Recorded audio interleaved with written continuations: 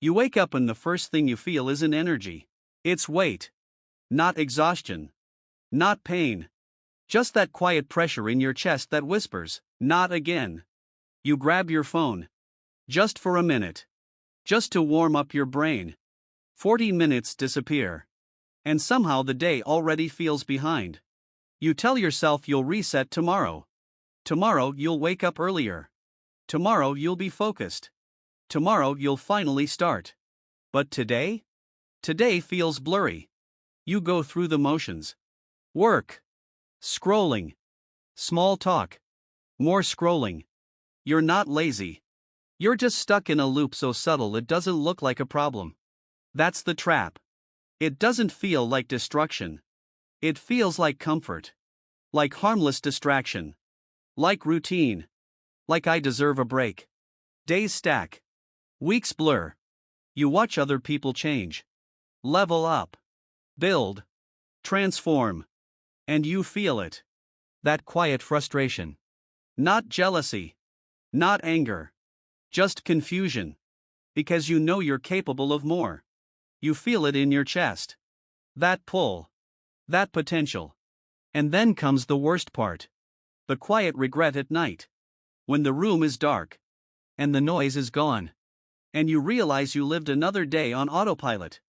You didn't fail. You just delayed. Again. But here's the truth. Your life isn't shaped by big dramatic decisions. It's shaped by quiet habits no one sees. The 5 minutes you sit in silence instead of reaching for noise. The moment you keep your word to yourself. The choice to close the app. The decision to stop when you said you would stop. No applause. No announcement. No one notices. And that's why they matter. Discipline isn't punishment. It's self-respect. It's the proof that your word means something. Even when no one is watching.